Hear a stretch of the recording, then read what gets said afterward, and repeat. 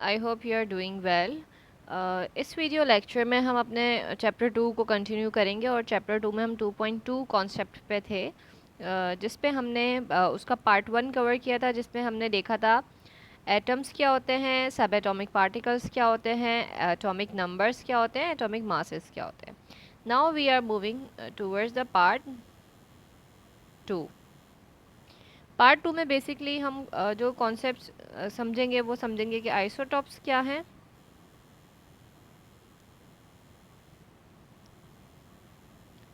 Second हम देखेंगे DK क्या होता है, third one is the radio active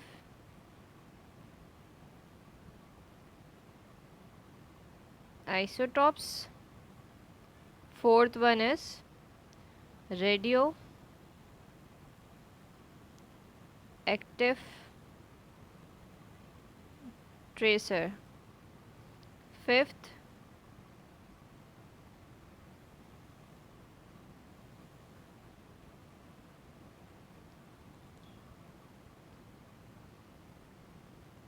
radiometric dating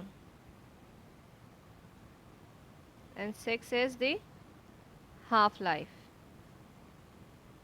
ठीक है, तो ये चीज़ें हैं जो हम आज की वीडियो में कवर करेंगे अपने टॉपिक्स की। सो फर्स्ट हम मूव करते हैं अपने पहले टॉपिक की तरफ। तो जो हमारा पहला टॉपिक है वो है आइसोटॉप्स। अगर हम आइसोटॉप्स की बात करें तो ये हम बहुत टर्म हमने सुनी है। ठीक है, आइसोटॉप हम कहते किसको हैं, इसकी अगर हम डेफिनेशन देखें, सो all atoms of a given element have the same number of protons. यानी आपको दो चीज़ें मिलेंगी, एक चीज़ मिलेगी नंबर ऑफ प्रोटॉन, जो कि हम अपने लास्ट लेक्चर में ही बड़े अच्छे से समझ के आ चुके हैं, और दूसरी चीज़ है हमारे पास नंबर ऑफ न्यूट्रॉन। ठीक है, अब एक जर्नल कॉन्सेप्ट है कि आपके पास जितने भी एटम्स होते हैं किसी एलिमेंट के, उनका क्या होता है, नंबर ऑफ प्रोटॉन जो होते हैं वो सेम होते हैं, जबकि बट सम एटम्स कुछ ऐसे हैं जिसमें मोर न्यूट्रॉन्स पाए जा रहे होते हैं दूसरे एटम्स के मुकाबले में। ठीक है, यानी एलिमेंट सेम होगा। लाइक अगर हम बात करें कार्बन की, ठीक है, एलिमेंट सेम है लेकिन इसके नंबर ऑफ प्रोटॉन और न्यूट्रॉन किस तरह से वेरी कर रहे होंगे वो हम देखेंगे। अब फॉर एग्जांपल मैं यहाँ पे लेती हूँ 3 कार्बन। ठीक है, 3 कार्बन के हमारे पास एलिमेंट्स हैं। लास्ट वीडियो लेक्चर में हमने समझा था कि न्यूट्रॉन कहाँ लिखना है, प्रोटॉन कहाँ लिखना है, कैसे पहचानेंगे इसमें कितने न्यूट्रॉन्स हैं कितने प्रोटॉन्स हैं। मैंने यहाँ पे एक एग्जांपल दी है 3 कार्बन एलिमेंट्स की, which has the atomic number 6। अब इन सब का क्या है, एटॉमिक नंबर 6 है। ठीक है, बट हैज़ 3 नेचुरली अकेयरिंग आइसोटॉप्स। अभी हमारे पास किस तरह से आइसोटॉप फॉर्म में अलग अलग होंगे। सॉरी, तो पहला अगर हम देखें तो कार्बन हमारे पास है, ऊपर इसके देखें 12 लिखा है और नीचे क्या लिखा है 6, यानी इसका नंबर ऑफ प्रोटॉन्स जो है वो सेम है 6 है, और नंबर ऑफ न्यूट्रॉन जो है वो वेरी कर रहे होंगे। सेकेंड हमारे पास कार्बन है जिसमें हमारे पास यहाँ लिखा है 13। ठीक है, और थर्ड हमारे पास कार्बन है, यहाँ लिखा है 14। ठीक है, तो ये 3 हमारे पास कार्बन की जो है वो एग्जाम्पल्स हैं जो आइसोटॉप्स हैं किसके, कार्बन के। ठीक है, so all atoms of a given element have the same number of protons but their number of neutrons is different, therefore have greater masses. ठीक है, तो इन्हीं बेसिस के ऊपर जब इनके नंबर ऑफ न्यूट्रॉन्स जो हैं वो बढ़ रहे हैं, तो हम ये कह सकते हैं कि इनका मास जो है 12 का मास 13 के मुकाबले में कम होगा, 14 का उससे ज़्यादा होगा, यानी number of mass he gradually बढ़ रहे हैं। इसका थोड़ा ज़्यादा है, देन इसका उससे भी ज़्यादा है। ठीक है, अच्छा, अब ये नंबर जो मैं कह रही हूँ मास नंबर इसका किस तरह से बढ़ रहा है वो कैसे समझना है, वो हम अपने लास्ट लेक्चर में देख के आए थे कि मास नंबर क्या चीज़ था। मास नंबर हमारे पास क्या था, number of neutrons plus number of protons. ठीक है, अब मैं ऊपर एक बात कर रही हूँ कि ये जो कार्बन एटम्स हैं इनके नंबर ऑफ न्यूट्रॉन्स बढ़ रहे हैं, मीन्स यानी इसका मास नंबर बढ़ रहा है, डायरेक्टली प्रोपोर्शनल है ना। अगर आप न्यूट्रॉन्स बढ़ाएंगे तो मास नंबर ऑटोमेटिकली बढ़ जाएगा। फॉर एग्जांपल अगर मैं बोलूँ यहाँ न्यूट्रॉन है 1 और प्रोटॉन आप रख लें 0, यानी कुछ भी नहीं है फॉर एग्जांपल, तो यानी अगर मैं पूछूँ इसका मास नंबर कितना है तो आप बोलेंगे इसका मास नंबर 1 है, 1 + 0 = 1, यानी इसका मास नंबर हमारे पास कितना है 1। लेकिन अगर मैं नंबर ऑफ न्यूट्रॉन बढ़ा दूँ, मैं कर दूँ 2 + 0, तो मास नंबर क्या हो जाएगा, अब हमारे पास मास नंबर हो जाएगा 2। यानी जिस तरह से हम इसके नंबर ऑफ न्यूट्रॉन बढ़ाते जाएंगे मास नंबर उसी तरह ग्रेजुअली बढ़ता जाएगा। सेम यहाँ पे यही है, यानी कार्बन क्या क्या है, नंबर ऑफ न्यूट्रॉन्स जो है वो बढ़ रहे हैं, एक 12 है, एक 13 है, एक 14 है, तो हम ये कह सकते हैं कि इसका मास नंबर भी ग्रेजुअली जो है वो इस डायरेक्शन में बढ़ता जा रहा है। ठीक है,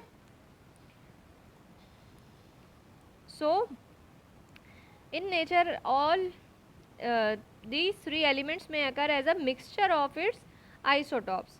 As an example, the element carbon, which has the atomic number is 6, has 3 naturally occurring isotopes. ये इसके 3 naturally occurring isotopes हैं जो आपको नेचर में मिलते हैं, ठीक है, कुदरत में। The most common isotope of carbon is this one, जिसको हम कार्बन 12 भी कहते हैं, कार्बन 12। ठीक है, तो सबसे कॉमनली हमारे पास नेचर में ये मिलता है, और ये कितना परसेंट है हमारे पास नेचर में, ऑलमोस्ट 99%। सही है। द आइसोटॉप कार्बन, नेक्स्ट हमारे पास जो है अगर हम सॉरी फॉर एग्जांपल पहले इसी को कंप्लीट कर लेते हैं। हाँ, तो हम बात कर रहे थे द आइसोटॉप जो हमारे पास कार्बन नंबर 12 है 6 न्यूट्रॉन। इसके नंबर ऑफ न्यूट्रॉन्स कितने हैं हमारे पास, 6 हैं। And most of the remaining 1% of carbon consist of atoms of the isotopes. इसके अलावा जो हमारे पास ये वाला आइसोटॉप पाया जाता है, यानी कितना, 1% of the isotope of carbon consist of this atom. ठीक है, a third even rare isotopes, ये सबसे रेयर आइसोटॉप है हमारे पास। ठीक है, जो कार्बन नंबर 14 है ना, ये हमारे पास बहुत ही रेयर पाया जाता है कुदरत में। ठीक है, जिसको हम कहते हैं नायाब, या बहुत कम पाया जाए जो चीज़। अब हमने एक चीज़ एक नोट किया है इसके अंदर कि all 3 isotopes of carbon have 6 protons. कितने प्रोटॉन्स हैं, देयर आर 6 प्रोटॉन्स। अगर इसके पास ये 6 नंबर हम हटा दें ना कार्बन पे से फॉर एग्जाम्पल, तो ये कार्बन नहीं रहेगा। कार्बन का जो नंबर ऑफ प्रोटॉन है वही इंडिकेशन है इस चीज़ की कि ये क्या है, कार्बन है। ये कॉन्सेप्ट हमने अपने लास्ट लेक्चर में बहुत डिटेल में पढ़े थे। सो सॉरी, नेक्स्ट हमारे पास है डी के। अगर हम बात करें दोनों कार्बन की, कार्बन 12 या कार्बन 13, 14 तो हमने कहा कि वो बहुत ही रेयरली पाया जाता है नेचर में। ये दोनों क्या है, बहुत ही स्टेबल कार्बन होते हैं, meaning that their nucleus do not have a tendency to loss sub atomic particles. ठीक है, तो इनके न्यूक्लियस में ये टेंडेंसी ही नहीं है कि अपने पास से कोई अपना सब एटॉमिक पार्टिकल रिलीज कर सके। ठीक है, तो हम ये कह सकते हैं कि ये बड़ा स्टेबल एलिमेंट हो गया। जैसे हमने पढ़ा था ना कि कोई एलिमेंट स्टेबल कब होता है, जब वो अपना ऑक्टेट मुकम्मल कर रहा होता है या दूसरा बंदा उस पर एलिमेंट आके उस पर अटैक नहीं कर सकता। इस तरह की हमने चीज़ें अपने लास्ट लेक्चर में बहुत डिटेल में देखी थी, वो चीज़ें मैं अभी रिपीट नहीं करूँगी। ठीक है, तो वो देखने के लिए आप लास्ट वीडियो लेक्चर जो है वो देख लिएगा, मैं डिस्क्रिप्शन में लिंक डाल दूँगी उसका बेशक। सही। सो अब मैंने कहा ये दोनों बड़े स्टेबल आइसोटॉप्स हैं कार्बन के, और ये अपना सब एटॉमिक पार्टिकल जो है वो कोई भी लूज़ नहीं करते। अच्छा जी,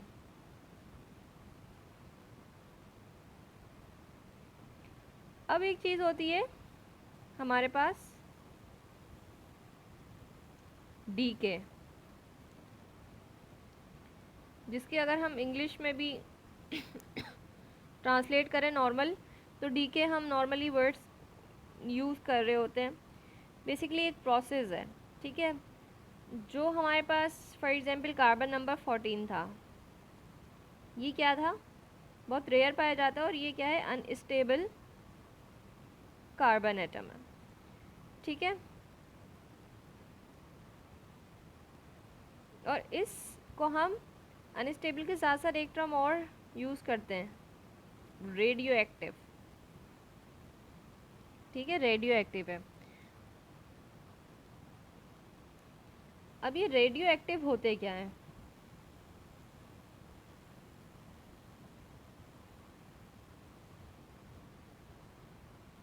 A radioactive isotopes is one in which the nucleus decays spontaneously given off particles and energy। यानी रेडियोएक्टिव पार्टिकल्स या सॉरी रेडियोएक्टिव एलिमेंट्स क्या होते हैं, जिनका जो न्यूक्लियस होता है ना, वो बहुत स्पॉन्टेनियसली अपने जो होते हैं वो पार्टिकल्स को और एनर्जी को रिलीज़ कर रहा होता है अपने अंदर से, ठीक है। When the radioactive decay leads to a change in the number of protons, it transforms the atom to an atom of a different element। अब फॉर एग्जाम्पल हमने देखा कि ये जो कार्बन 14 था, इसमें नंबर ऑफ प्रोटॉन 6 थे और न्यूट्रॉन्स 14 थे, ठीक है। अब जब रेडियो एक्टिव हुआ इसके अंदर, क्योंकि खुद इटसेल्फ क्या है, रेडियो एक्टिव एलिमेंट है, जब इसके इसके न्यूक्लियस ने अपने अंदर से पार्टिकल रिलीज़ किए, तो इसके ये नंबर ऑफ प्रोटॉन जो थे ना, ये चेंज हो जाएंगे, यानी कम हो जाएंगे। फॉर एग्जांपल 6 थे, 5 4 3 कुछ भी हो सकते हैं। तो ये जो प्रोसेस है ना, जिसमें कोई भी रेडियो एक्टिव एलिमेंट, ये डीके का प्रोसेस हर किसी के अंदर नहीं होता, ये होगा रेडियो एक्टिव एलिमेंट्स के अंदर। जब रेडियो एक्टिव एलिमेंट्स अपने अंदर से, अपने न्यूक्लियस के अंदर से पार्टिकल्स या एनर्जी को लॉस कर देते हैं, उसके नतीजे में क्या जो प्रोसेस होता है उसको हम कहते हैं कि इस स्पेसिफिक आइसोटॉप का, ये स्पेसिफिक एलिमेंट का क्या हो गया, डीके हो गया, ठीक है। When the radioactive decay leads to a change in the number of proton, it transforms the atoms to an atom of a different element। अब जब ये नंबर ऑफ प्रोटॉन अपने अंदर से लूज कर देगा, तो अब ये कोई दूसरा एलिमेंट बन जाएगा। अब ये कार्बन नहीं रहेगा। अगर ये 3 या 2 या 4 में चेंज हो जाएगा, तो ये अब कार्बन की फॉर्म में नहीं होगा। फॉर एग्जाम्पल व्हेन कार्बन 14, जब हमारे पास कार्बन 14 इसी को बोल रही हूँ ऊपर जो है ना, अच्छा जी। अब क्या होता है, जब कार्बन 14 जो है वो उसका डीके होगा, इसका डीके अकर होगा, a neutron decays into a proton. अब इसके जो न्यूट्रॉन्स हैं वो डीके होके क्या बन जाएंगे, प्रोटॉन। और ये कार्बन जब इसका डीके होता है ना, तो ये चेंज हो जाता है बिल्कुल ही अलग चीज़ में।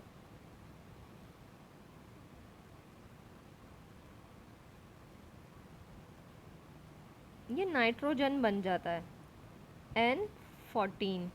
अच्छा जी, अब ये कैसे होता है, बिकॉज कार्बन 14 है 6 क्या है, इसके प्रोटॉन्स हैं, ठीक है।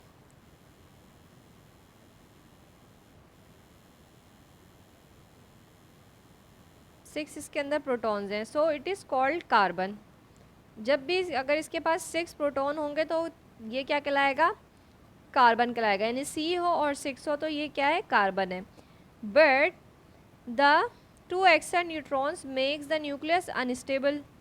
अब जो इसके पास 2 एक्स्ट्रा न्यूट्रॉन्स है ना,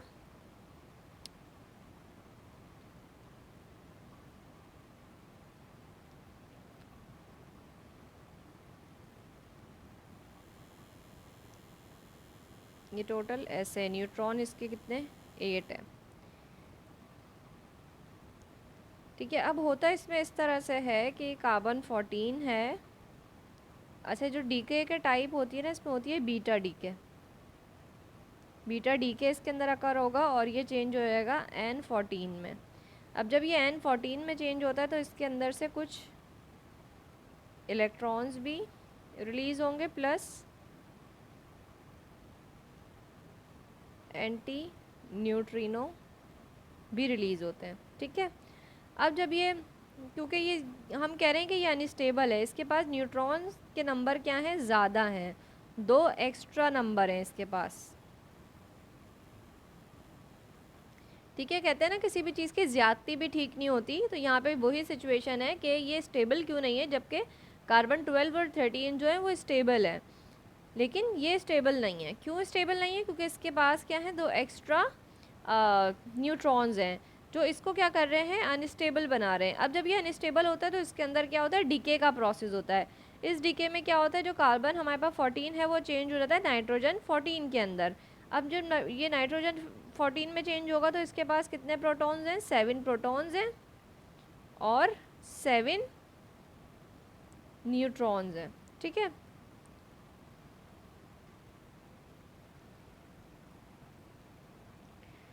अच्छा जी, तो ये हमने देखा कि किस तरह से डीके का प्रोसेस होता है और कौन से आइसोटॉप्स होते हैं जिसके अंदर डीके होता है। ठीक है, तो रेडियो एक्टिव आइसोटॉप्स था जो इसलिए, और अनस्टेबल होना उसकी कंडीशन थी कि वो अनस्टेबल था, तो इसलिए उसके अंदर डीके का प्रोसेस हुआ।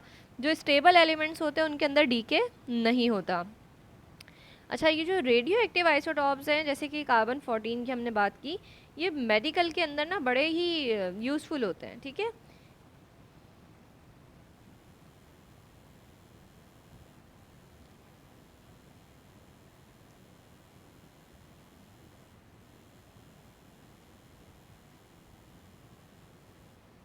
सही। अच्छा, अब हम इसको देखते हैं कि कहाँ कहाँ जो है ये इस्तेमाल हो रहे होते हैं।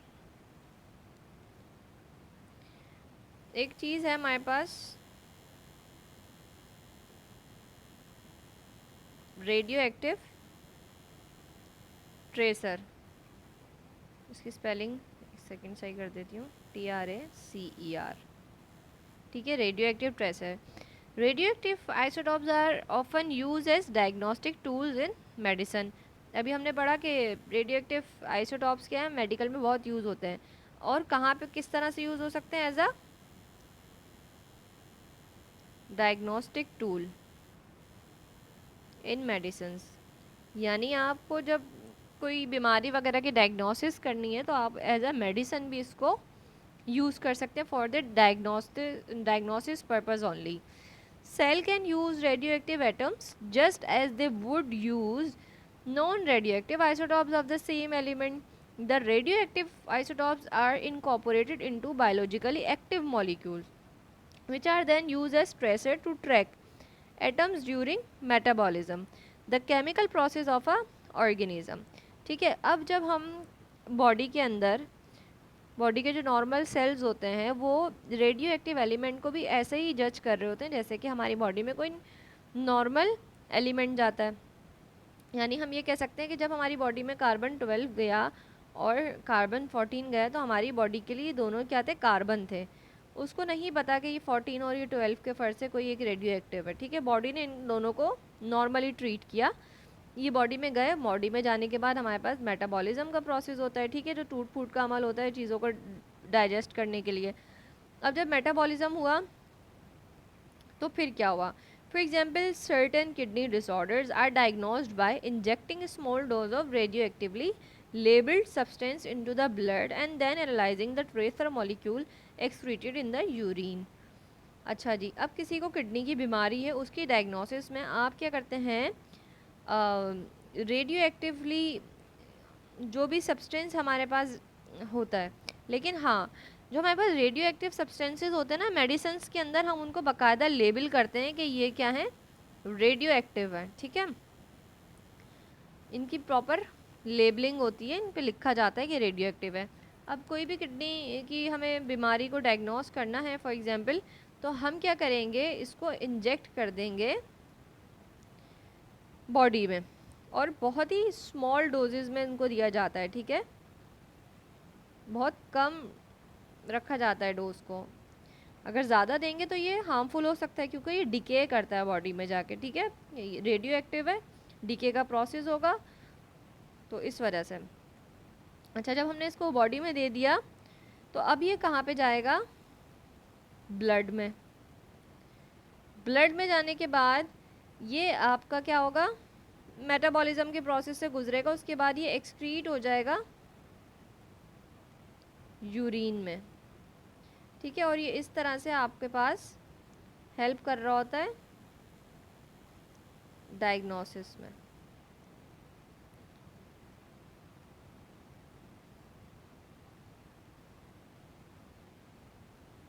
ठीक है, इसके अलावा पीईटी स्कैनिंग्स होती हैं।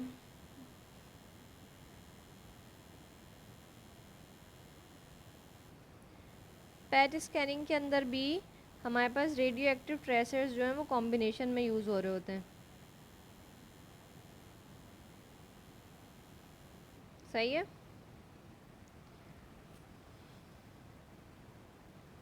अच्छा जी, अब ये पेट स्कैनिंग में क्यों यूज़ होता है? ये हमारे पास जो है वो ग्रोथ को मॉनिटर कर रहा होता है कैंसर के, ठीक है। तो इस तरह ये पेट स्कैनिंग में यूज़ होके डायग्नोसिस के अंदर काम आ रहा है। Although radioactive isotopes are very useful in biological research and medicines, radiation from decaying isotopes also poses a hazard to life by damaging cellular molecules. The severity of this damage depends on the type and amount of the radiations.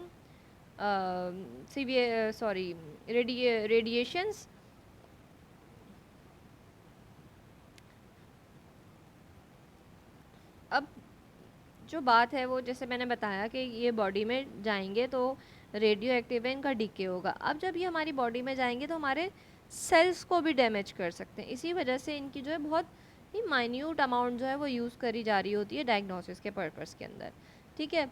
अब ये normal cell को damage करेंगे। अब अच्छा, अब कितना damage करेंगे कितना नहीं करेंगे, ये सिवियरिटी जो है वो डिपेंड करती है कि कितना अमाउंट जो है वो रेडिएशन का किसी भी ऑर्गेनिज्म ने एब्जॉर्ब किया है।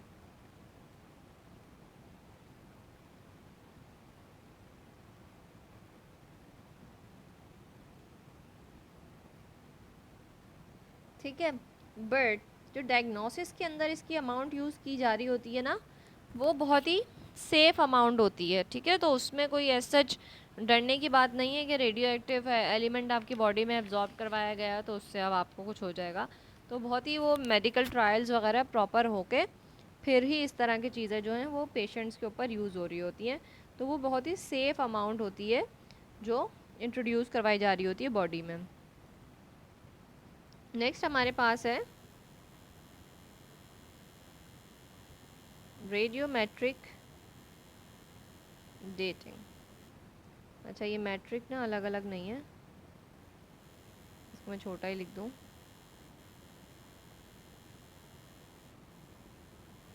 ये रेडियोमेट्रिक डेटिंग क्या है? अगर हम बात करें तो रेडियो एक्टिव आइसोटॉप्स किस तरह से आए हमें वो देखना है, ठीक है।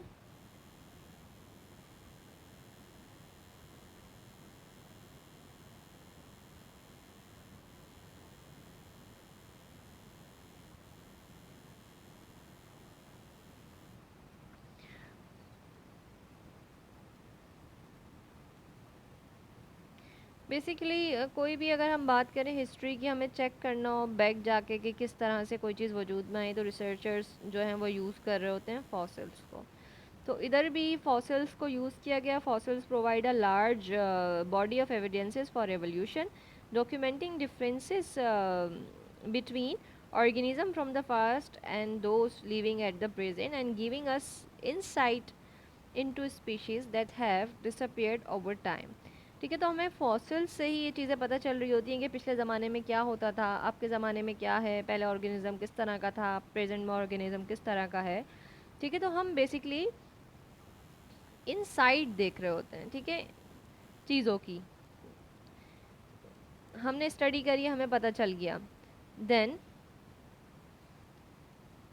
while the layering of fossils beds establishes that the deeper fossils are older than more shallow ones, the actual age in years of the fossils in each layer cannot be determined by position alone. This is where radioactive isotopes come in, ठीक है। अगर for example एक fossil ये है, एक fossil ये है, एक फॉसिल ये है, एक फॉसिल ये और ये एक फॉसिल ये, तो हम इसको अज्यूम कर सकते हैं जो सबसे नीचे वाला फॉसिल है ये सबसे ज़्यादा ओल्डेस्ट वन है, बजाय इसके जो सबसे ऊपर यानी शैलो पे है हमारे पास, वो इतना पुराना नहीं होगा। सही है। इसी तरह से हमारे पास रेडियो एक्टिव आइसोटॉप्स का भी जन्म हुआ। अब parent isotope decay into daughter. अब क्या हुआ था कि जो पेरेंट आइसोटॉप था, जब आइसोटॉप्स का डिके होता है तो आपके पास जो पेरेंट आइसोटॉप होता है ना, वो डिके करके जाता है किसमें, डॉटर आइसोटॉप में।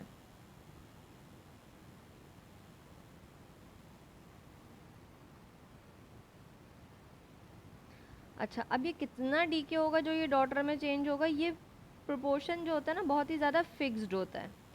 ठीक है, एक फिक्स अमाउंट में पेरेंट से डॉटर में आइसोटॉप जो है वो चेंज होता है। यानी ये कह लें कि 10% इसका डीके होगा या 5% होगा, ये बहुत ही फिक्स रेट होता है, डिपेंड करता है एलिमेंट टू एलिमेंट पे।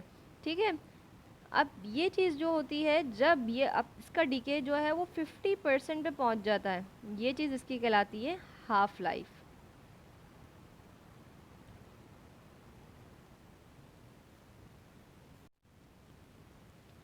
सही। तो हाफ लाइफ की अगर हम डेफिनेशन देखें तो ये हो सकती है क्या, the time it takes for 50% of the parent isotope to decay. ठीक है, each radioactive isotope has a characteristic half life that is not affected by, या हाफ लाइफ जो होती है अफेक्ट नहीं होती किसी भी टेम्परेचर, आप ले लें, आप ले लें कोई भी प्रेशर, या फिर इन्वायरमेंट में कोई वेरिएशन आ रही है।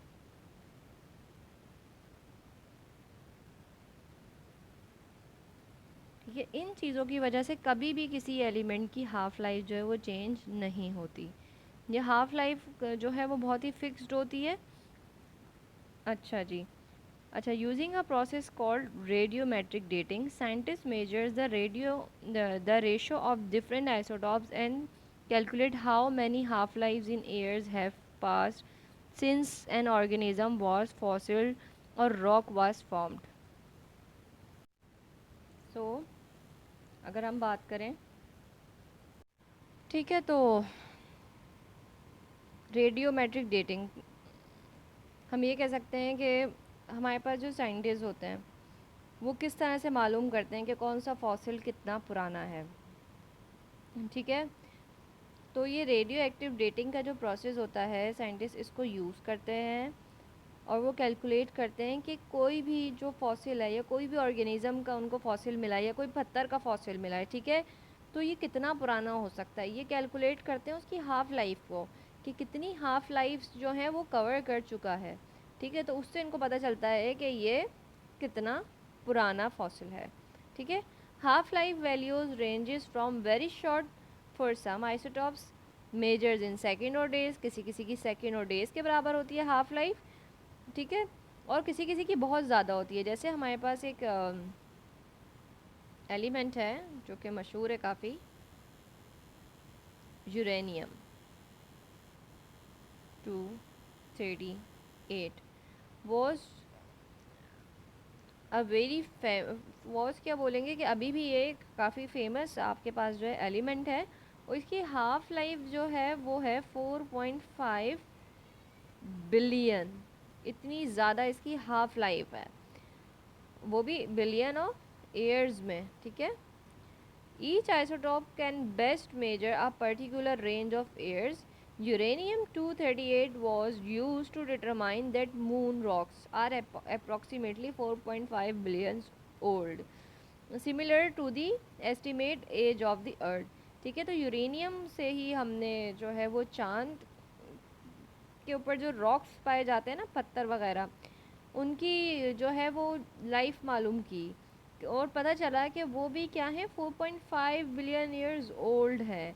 इसी तरह से यही एस्टिमेट एज जो है हमारी अर्थ, हमारी ज़मीन की भी है। In the scientific skills exercise you can work with the data from an experiment that uses carbon 14 to determine the age of an important fossils. ठीक है, सो अभी हम जो नेक्स्ट अपने पार्ट में आगे जाके देखेंगे, तो हम उसमें डिफरेंट इसी थ्योरीज़ को लेते हुए डिफरेंट लेवल्स ऑफ एनर्जी और इलेक्ट्रॉन्स हम देखेंगे। सो आज का लेक्चर हमारा यहीं तक का था, जिसमें हमने डिफरेंट चीज़ें देखी। हमारे पास था आइसोटॉप क्या होते हैं। आइसोटॉप को अगर हम रिकॉल करें तो क्या थे कि इनका जो थे वो नंबर ऑफ प्रोटॉन्स सेम थे, जबकि नंबर ऑफ न्यूट्रॉन्स डिफरेंट थे, वेरी कर रहे थे। जब नंबर ऑफ न्यूट्रॉन्स किसी चीज़ के वेरी करते हैं तो उसका मास नंबर भी जो है वो वेरी करता है। ठीक है, हमने इसका कनेक्शन देखा। नेक्स्ट हमने देखा डीके। जो भी हमारे पास रेडियो एक्टिव आइसोटॉप्स होते हैं और वो क्या होंगे, अनस्टेबल होंगे। जो अनस्टेबल रेडियो एक्टिव आइसोटॉप्स होंगे उनके अंदर क्या होता है, डीके का प्रोसेस होता है, जिसमें उनकी लाइफ जो होती है वो चेंज हो जाती है उनका डीके होने से, यानी पेरेंट से डॉटर जब वो बन रहे होते हैं आइसोटॉप्स उस दौरान। फिर हमने देखा radio active isotopes, radio active tracers को देखा कि किस तरह से मेडिकल के अंदर, बायोलॉजी के अंदर ये as a medicine in diagnosis ये किस तरह से यूज़ हो रहा होता है। रेडियोमेट्रिक डेटिंग देखी कि किस तरह से साइंटिस्ट जो है वो पहचान लेते हैं कि कौन सा फॉसिल कितना पुराना है। ठीक है, तो ये सब को हमने रिलेट करते हुए हमने देखा कि हाफ़ लाइफ का क्या रोल है इस सब के अंदर। ठीक है, इंशाल्लाह हम नेक्स्ट अपने लेक्चर में मिलते हैं। Till then take care yourself and अल्लाह हाफिज़।